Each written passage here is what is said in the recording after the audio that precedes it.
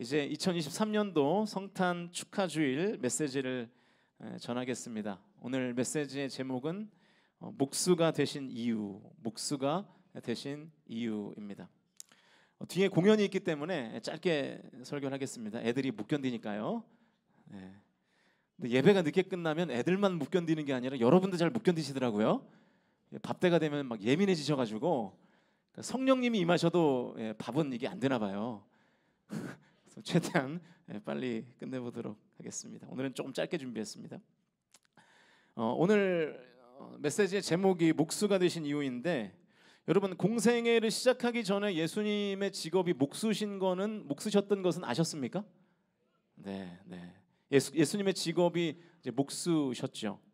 그래서 그런지 이 목사님들 중에 목공을 배우시는 분들이 굉장히 많습니다. 특별히 개척교회를 하시는 목사님들 중에 이 생업으로 목수의 일을, 그러니까 목공 일을 하시는 목사님들이 굉장히 많아요. 제가 아는 한 목사님도 이제 목공 일을 하시면서 그 목공소에서 이제 개척교회를 하시는데, 그분이 나무로 만든 뭐 강단, 뭐 십자가, 헌금함 이런 게 굉장히 비싸게 많이 팔리는 것을 제가 보기도 했습니다. 그 목공을 배우는 목사님들이 굉장히 많으신데 아마도 그 예수님의 직업이 목수셨기 때문에 그런 것 같아요. 예수님을 닮아가라고 그러시는 것 같아요. 그죠? 저는 성격상 그런 거 못합니다. 저는 그런 거 못하는데 잘 안 맞아요, 저하고는. 근데 오늘 그 질문은 이거예요. 왜 예수님의 직업이 목수가 됐는가 하는 것입니다. 왜 예수님은 하필 목수의 일을 하셨을까요? 다른 일을 하실 수도 있었잖아요. 예를 들면 하나님의 아들이시니까 사실 말씀을 가르치는 랍비의 일을 하셨으면 더 멋있지 않았을까요? 얼마나 존경을 많이 받았겠습니까? 그게 아니라면 많은 제자들의 직업이었던 어부를 하셨을 수도 있었겠죠.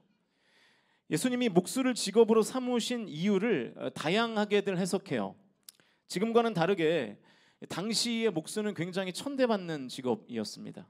가장 밑바닥의 인생들이 하는 직업 목수였어요.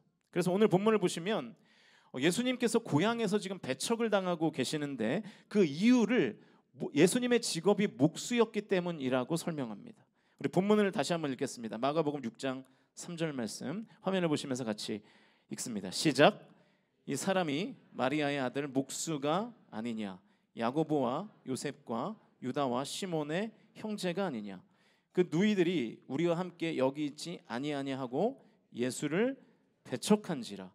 이 개역개정 번역으로 보면 그 예수님을 배척하신 이유가 약간 좀 희미하거든요. 그런데 공동번역으로 읽으면 배척한 이유가 아주 명확합니다. 공동번역 본문으로 우리 다시 한번 화면을 보시면서 읽겠습니다. 시작.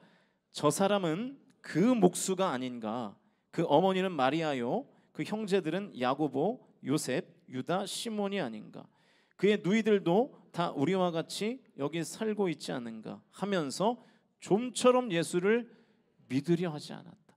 그러니까 예수님께서 목수셨기 때문에 지금 이들이 그 예수님의 가르침을 지금 믿지 않으려고 한다는 거예요.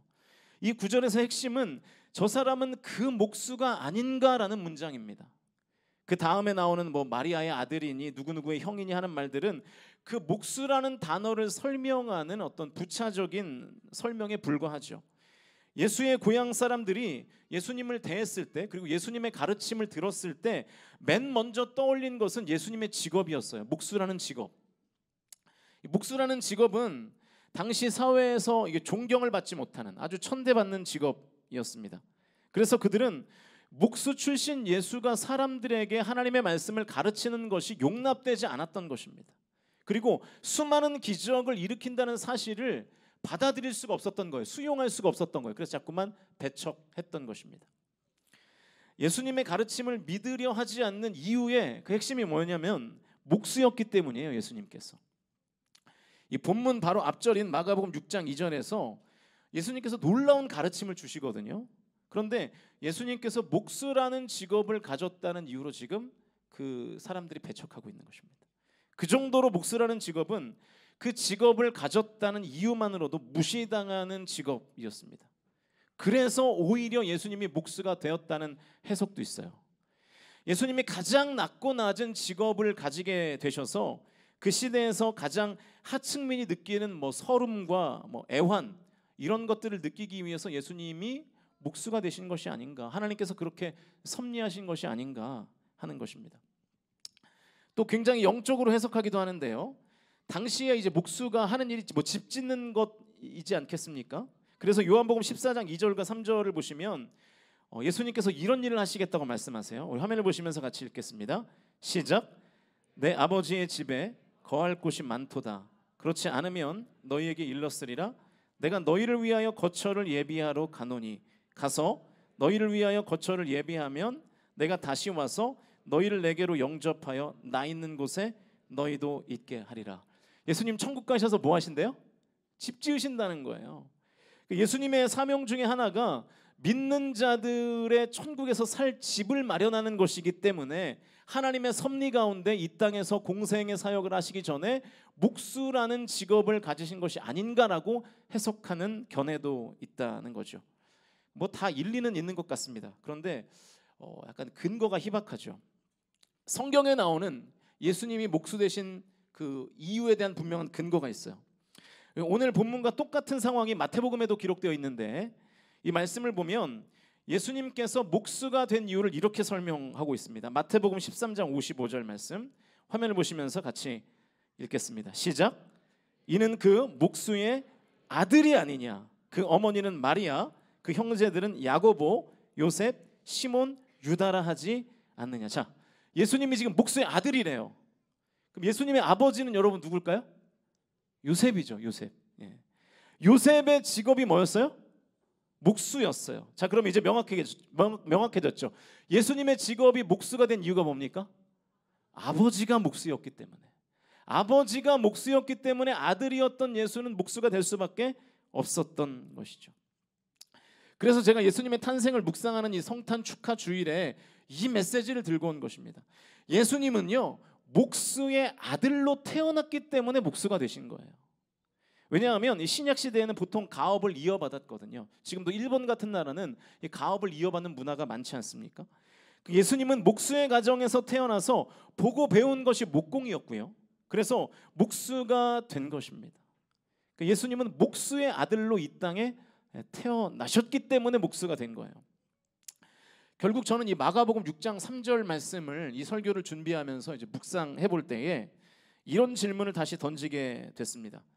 이 모든 것이, 그러니까 예수님께서 목수의 아들로 태어나게 하신 이 모든 것이 하나님의 섭리일 텐데 왜 하나님은 예수님을 목수의 아들로 태어나게 하셔서 목수가 되게 하셨을까?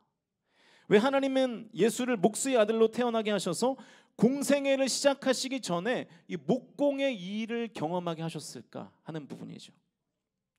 정답은 성경에 없습니다. 성경이 그런 내용을 설명하지 않아요. 그러나 분명한 것은 예수님을 목수의 아들로 태어나게 하시고 목수가 되게 하신 분명한 하나님의 섭리가 있다는 것이죠. 왜냐하면 하나님이 하신 일이기 때문에. 여러분, 하나님이 하신 일은 단 하나도 의미 없이 된 일이 없는 줄로 믿으실 수 있기를 주님의 이름으로 축원드립니다. 하나님께서 하신 모든 일에는 다 뜻이 있고 의미가 있어요.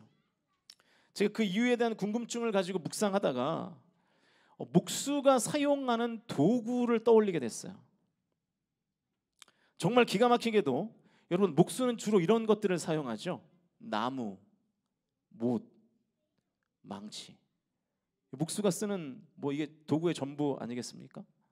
목수가 쓰는 도구가 나무, 못, 망치잖아요. 그런데 이 도구, 나무, 못, 망치가 여러분 다 언제 쓰였는지 아세요? 예수님께서 십자가에 못 박혀 돌아가실 때 나무가 쓰였고요, 못이 쓰였고요, 망치가 쓰였어요. 예수님은 나무로 만들어진 십자가의 양손과 양발에 큰 못이 박히셨죠. 그래서 하나님께서 예수님을 목수의 아들로 태어나게 하신 것이 아닌가, 제가 그렇게 묵상이 되더라고요. 또 나무 십자가에 달리셨잖아요. 그래서 제가 신약 시대 당시에 이제 목수들이 어떤 일을 했는지 이렇게 좀 자료를 찾아보다 보니까요, 굉장히 놀라운 사실이 있더라고요. 신약 시대 당시에 목수들이 십자가형에 사용되는 십자가도 만들었대요. 십자가형에 사용되는 그 십자가도 당시에 목수들이 만들었다는 거예요. 여러분, 그러니까 예수님도 어쩌면 십자가를 만드셨을 가능성이 있겠죠. 목수셨으니까. 예수님은 하나님의 아들이시기에 장차 자기가 어떻게 죽게 될 것을 잘 알고 계셨습니다. 그렇다면 하나님은 예수님을 자기의 사명을 생각할 수 있는 최적의 직업을 갖게 하신 거예요. 최적의 환경을 갖게 하신 거예요. 그 최적의 환경, 자기의 십자가 사역이라는 사명을 깨닫기에, 묵상하기에, 날마다 상고하기에 가장 적합한 직업이 뭐예요? 목수라는 거예요. 여러분, 조금만 상상력을 발휘해 보면 예수님 이렇게 하시지 않았을까요? 예수님 목수 일을 하시다가 큰 대못 하나를 자기의 손에 대보시지 않으셨을까요? 아, 내가 나중에 이렇게 죽게 되겠구나. 얼마 후면 내가 이렇게 못 박히게 되겠구나. 십자가를 다 만들어서 세워 놓으시고 십자가와 이렇게 겹쳐 서 보시지 않았을까요? 내가 나중에 이런 형상으로 죽게 되겠구나. 내가 이렇게 십자가에 매달리겠구나. 저는 그렇게 믿어지더라고요. 하나님께서 예수님을 목수의 아들로 태어나게 하신 이유는 예수님의 사명을 깊이 묵상하고 준비할 수 있도록 하기 위함이었던 것 같습니다. 제가 오늘 이 메시지를 전하면서 여러분에게 드리고 싶은 말씀은 이겁니다. 여러분, 우리의 상황, 우리의 환경은 우연이 아니에요. 하나님의 뜻과 섭리가 우리의 삶과 우리의 상황과 우리 현실에 있는 것이죠. 하나님께서 나를 이러한 현실에 살게 하신 이유가 있다는 거예요. 내가 지금 모를 뿐이죠. 지금 내가 고난당하는 곳에도 하나님의 섭리와 뜻이 반드시 있다는 것입니다. 저와 여러분이 이것을 믿고 끝까지 믿음 잃지 않고 승리하실 수 있기를 주님의 이름으로 축원드립니다. 여러분의 상황과 현실이 아무리 가혹하고 그리고 고독하다 할지라도 거기에도 하나님의 뜻이 있다는 거예요. 하나님의 섭리가 있다는 거예요. 믿음으로 버티고 견디면 하나님의 섭리를 깨닫게 되는 것이죠. 아, 그래서 하나님이 나를 이곳에 보내셨구나. 아, 그래서 하나님께서 나에게 이런 고난을 허락하셨고 내가 이 고난을 지금 견디고 있는 것이구나. 하나님께서 저와 여러분을 이 한국 땅에 보내신 이유, 지금의 가정으로 보내신 이유, 그리고 우리 성광 공동체에 보내신 이유가 있다는 거예요. 그것을 깨달으실 수 있기를 주님의 이름으로 축원드립니다. 예수님은 당시에 천대받는 목수라는 직업을 회피하지 않으셨어요. 기꺼이 목수의 일을 받아들이고 정진했을 때 자기 자신의 사명을 그 목수의 일을 하면서 깨달으셨을 것입니다. 여러분, 혹시 지금의 환경이 좀 열악하십니까? 지금의 현실이 어렵고 힘들고 불편하십니까? 그렇다고 해서 그 자리를 이탈해버리면 그 현실을 통해서 말씀하시려고 하는 하나님의 섭리, 하나님의 뜻을 우리가 놓칠 수 있다는 것이죠. 그러니까 이 지금 나의 현실에 이 상황에 하나님의 섭리가 있다고 믿지 않으면 지금 이 고난이 그냥 고통스럽기만 한 거예요. 아무런 의미가 없는 것처럼 여겨지는 것이죠. 사랑하는 성도 여러분에게 진심으로 부탁드립니다. 지금의 상황과 현실에 반드시 하나님의 뜻과 섭리가 있다는 것을 믿으실 수 있기를 주님의 이름으로 축원드립니다. 그러면 하나님께서 반드시 여러분의 사명을 깨닫게 하실 거예요. 그리고 여러분을 더 성장하고 성숙해 하실 줄로 믿습니다. 이제 말씀의 결론을 맺겠습니다. 한 가지 적용을 하면서 결론을 맺기 원하는데요. 오늘 본문을 가만히 보다 보니까 이 목수였던 아버지 요셉이 아들 예수님에게 목공의 일을 아주 잘 가르쳤던 것 같아요. 그러니까 고향 사람들이 지금 예수님을 뭐라고 부르냐면 그 목수라고 불러요. 정관사를 붙여요. 무슨 얘기냐면 목수의 일을 잘하는 사람이었다라는 뜻입니다. 아, 그 목수, 그 동네 사람들은 다 아는 그 목수, 아, 그 사람이 예수잖아 라고 지금 말을 하고 있는 거예요. 공동번역으로 오늘 본문의 앞부분 말씀만 같이 읽겠습니다. 3절 같이 읽습니다. 시작. 저 사람은 그 목수가 아닌가. 그라는 정관사가 붙어 있잖아요. 예수님은 동네에서 잘 알려진 목수였던 것 같아요. 그러니까 목공일을 잘하셨던 것 같아요. 여러분, 예수님께서 목수의 아들로 태어나신 것은 하나님의 섭리였지만 목수의 일을 가르친 것은 목수였던 아버지 요셉의 일이었습니다. 아버지 요셉이 예수님께서 사명을 묵상할 수 있는 환경을 잘 만들어준 거예요. 여러분, 우리가 지금 여기 다음 세대들과 함께 예배하고 있습니다. 저는 이것이 먼저 믿는 우리가 다음 세대들에게 해줘야 될 일인 것 같아요. 하나님을 묵상할 수 있는 환경을 만들어주는 거, 예수님의 꿈을 꿀 수 있는 환경을 만들어주는 거, 그게 우리가 해야 될 일입니다. 여러분, 가정에서 자녀들에게 뭘 가르치고 계십니까? 지금 우리는 직접적인 언어로 자녀들을 가르치고 또 비언어적 행동으로 자녀들을 가르칩니다. 저의 부끄러움을 하나 공개하면 제가 의자에 앉아 있을 때 그 다리를 잘 꽈요. 다리를. 그런데 어느 순간 이한이가 저를 그대로 따라하더라고요. 제가 가르쳐준 적이 없어요. 다리는 이렇게 꼬는 거라고. 그런데 이한이가 이렇게 하고 밥을 먹어요. 한번 보여주실래요? 저기 한 식당에서 제가 너무 웃겨가지고 찍은 사진인데 저랑 똑같이 해요. 이한아 너 거기 있구나. 그래. 내려주세요 이제. 근데 제가 가르친 적이 없어요. 저를 보고 그냥 따라하는 거예요. 이한이의 자세에 좋지 않은 영향을 제가 비언어적 행동으로 지금 끼치고 있는 거죠. 약간 솔직히 무서웠습니다. 제가 이한이를 목욕시키는데 목욕시킬 때마다 제가 이한이하고 끝말잇기를 합니다. 이한이 입에서 어떤 단어가 나오는지 아세요? 경배, 성경, 성령이라는 단어가 끝말잇기 할 때 나와요. 어디서 배웠을까요? 유치부에서 배운 거예요. 성교원에서 배운 거예요. 애가 찬양과 율동을 그냥 습관적으로 해요. 저는 가르친 적이 없어요. 유치부에서 배운 거예요. 성교원에서 배운 거예요. 우리 장년들에게 묻고 싶습니다. 여러분, 집에서 자녀들에게 어떤 환경을 만들어주고 계십니까? 교회에서 우리가 다음 세대들에게 무엇을 언어로 가르치고 있고 무엇을 비언어적 행동으로 가르치고 있습니까? 가정에서 혹시 신앙생활은 적당히 하는 거라고 가르치고 있지는 않나요? 공부는 게으르면 안 되지만 신앙생활은 게을러도 된다고 언어로 비언어로 가르치고 있지는 않습니까? 돈은 많아야 되지만 신앙은 작아도 된다고 가르치고 있지는 않습니까, 여러분? 물론 그렇게 말은 안 하시겠죠.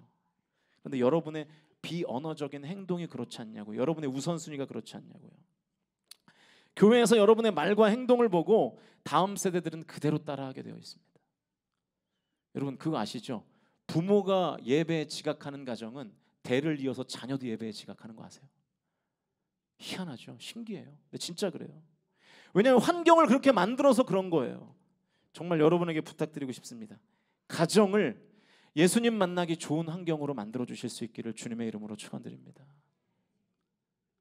여러분, 우리 교회 정말 다음 세대들이 우리 교회에 와서 신앙의 유익을 경험하는 환경으로 우리가 좀 만들어 줍시다. 그렇게 여러분, 우리가 먼저 본을 보임으로 예배하고 본을 보임으로 섬기고 본을 보임으로 헌신하는 그 모습을 보여주면 다음 세대들도 그대로 따라할 겁니다. 그래서 우리 어린아이들에게, 청소년들과 청년들에게 부끄러운 환경과 모습은 우리를 물려주지 말자고요. 우리 교회가 아버지 목수 요셉처럼 아들에게 사명을 묵상하는 환경을 물려주고 진정으로 신앙을 물려주는 성광 공동체가 되실 수 있기를 주님의 이름으로 간절히 축원드립니다.